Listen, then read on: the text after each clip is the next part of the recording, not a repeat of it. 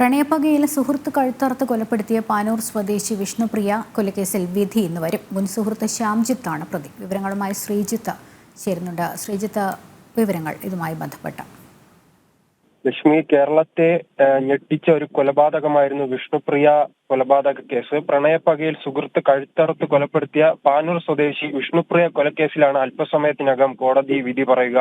Thalassery additional ജില്ലാ കോടതി judge AV മൃദുലയാണ് അല്പസമയത്തിനകം ഈ വിധി പറയുക. വിഷ്ണുപ്രിയയുടെ മുൻ സുഹൃത്താണ് ഇതിൽ പ്രതി. ശ്യാംജിത്താണ് പ്രതിയായിരുന്നത്. 2022 ഒക്ടോബർ 22 തീയതിയായിരുന്നു ഇത്തരത്തിലൊരു ദാരുണമായ കൊലപാതകം ഉണ്ടായിരുന്നത്. ശ്യാംജിത്ത് മുൻകൂട്ടി തീരുമാനിച്ചു തന്നെ കൊലപ്പെടുത്തിയതാണെന്നാണ് പ്രോസിക്യൂഷന്റെ വാദം.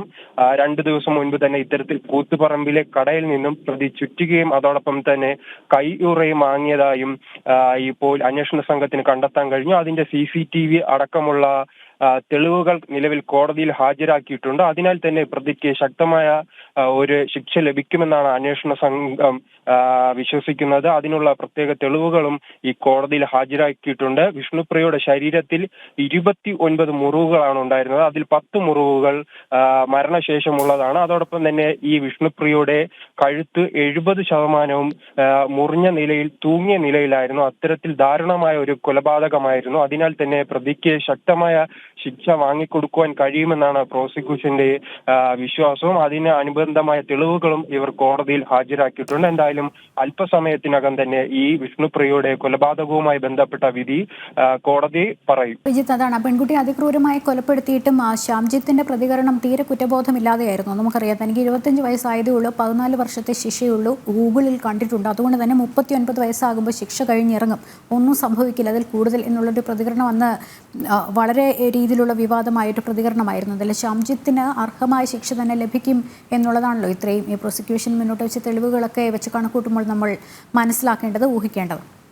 തീർച്ചയായും അത്തരത്തിൽ പ്രധാനപ്പെട്ട പല തെളിവുകളും കണ്ടെത്താൻ എന്തായാലും അന്വേഷണ സംഘത്തിൽ കഴിഞ്ഞു. അതാണ് അന്വേഷണ സംഘത്തിന്റെ ആത്മവിശ്വാസം. പ്രധാനപ്പെട്ട CCTV അടക്കമുള്ള തെളിവുകൾ രേഖപ്പെടുത്തുവാനും കോടതിയിൽ ഹാജരാക്കാൻ പ്രോസിക്യൂഷൻ കഴിഞ്ഞിട്ടുണ്ട്. പക്ഷേ ഇതിൽ ഏറ്റവും പ്രധാനപ്പെട്ട കാര്യം, ഇതിൽ ദൃക്സാക്ഷികളില്ല. അതൊരു പ്രധാന പ്രശ്നമായി തന്നെ അന്വേഷണ സംഘം ചൂണ്ടിക്കാണിക്കുന്നു. കാരണം ഈ വീട്ടിലേക്ക്, വിഷ്ണുപ്രിയയുടെ വീട്ടിലേക്ക് ഈ പ്രതി എത്തുകയും തുടർന്ന് വിഷ്ണുപ്രിയയെ കഴുത്തറുത്ത് കൊല്ലുകയുമാണ്. പക്ഷേ ഇതുമായി ബന്ധപ്പെട്ട് ആ സമയം വിഷ്ണുപ്രിയയുടെ വീട്ടിൽ രക്ഷിതാക്കൾ ഇല്ലായിരുന്നു. അവർ സമീപത്തൊരു മരണ വീട്ടിലായിരുന്നു. അതിനാൽ തന്നെയാണ് നാട്ടുകാരിൽ നിന്നോ അതോടൊപ്പം തന്നെ ബന്ധുക്കളിൽ നിന്നോ ദൃക്സാക്ഷിയെ കണ്ടെത്താൻ പോലീസിന് കഴിഞ്ഞിട്ടില്ല. ആകെയുള്ളത് ഒരു സുഹൃത്ത് ആ സമയം വീഡിയോ കോളിലൂടെ ഈ പ്രതിയെ കണ്ടു. അതായിരുന്നു ഇതിലെ ഏറ്റവും പ്രധാനപ്പെട്ട തെളിവ്. എന്തായാലും അല്പസമയത്തിനകം തന്നെ ഈ നിർണായകമായ കേസിലെ വിധി പറയും. അതിനുള്ള കാത്തിരിപ്പിലാണ് വിഷ്ണുപ്രിയയുടെ കുടുംബാംഗങ്ങൾ ഉൾപ്പെടെയുള്ളവർ.